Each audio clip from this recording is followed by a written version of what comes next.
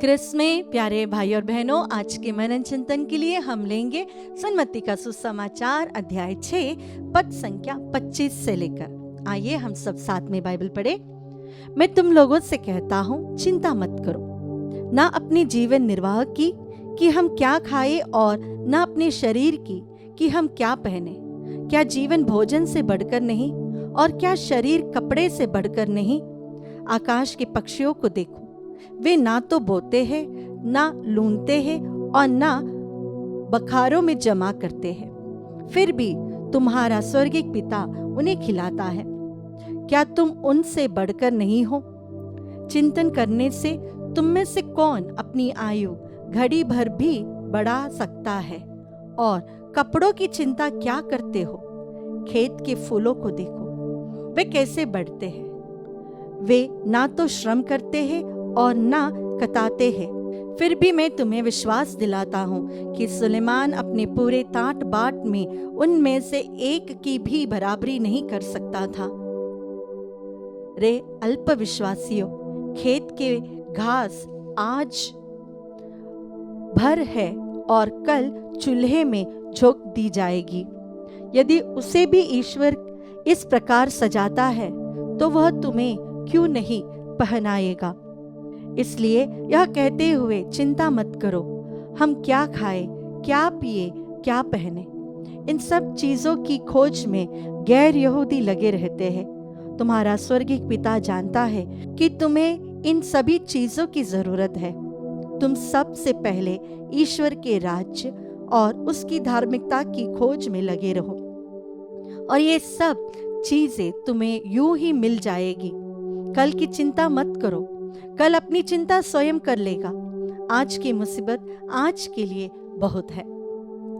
ये थोड़ा सा लंबा पैसेज है, लेकिन ये पैसेज बहुत सुंदर है।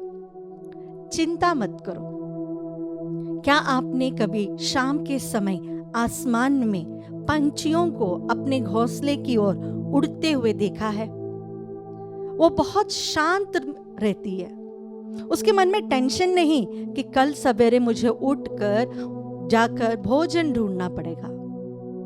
वह तृप्त है उस दिन, जो भी उसे मिला उसमें वो खुश है, संतुष्ट है, और वह अपने सारे साथियों को बुलाकर घर चली जाती है।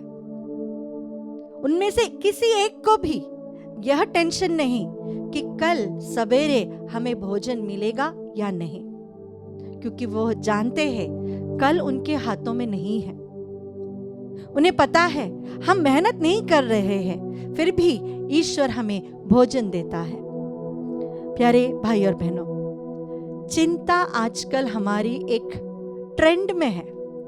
टेंशन लेना, हर एक व्यक्ति को टेंशन होता है। किसी छोटे बच्चे से एक बार एक फादर जब घर में गए, उन्होंने पूछा, हालचाल कैसा है? 5 साल का बच्चा ने जवाब दिया, कुछ अच्छा नहीं चल रहा है, यहाँ पे बहुत टेंशन होती है फादर। फादर जी बहुत चौंक गए। 5 साल का बच्चा कहता है कुछ अच्छा नहीं हो रहा है, काफी टेंशन है।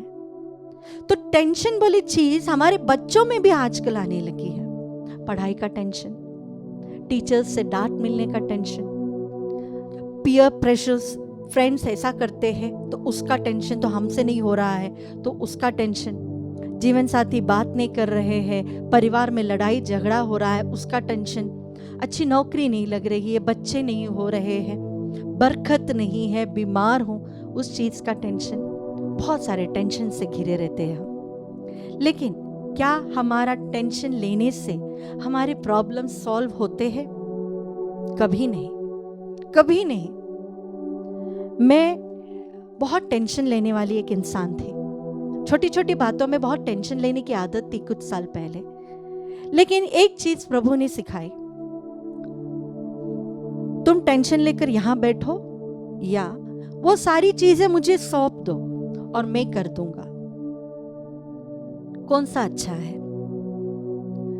टेंशन लेकर हम हमारी तबीयत बिगाड़ना या हम हमारे जीवन पे अपने आप में टेंशन और दूसरों को टेंशन देने से अच्छा होता है कि हम हमारे प्रॉब्लम्स को प्रभु के सामने रखें, प्रभु से कहे, प्रभु ये मेरे प्रॉब्लम्स है, ये चीजें मुझे चाहिए थी, और बस मैं विश्वास करती हूँ या करता हूँ कि प्रभु तू मेरे इस प्रॉब्लम का एक सॉल्यूशन देगा।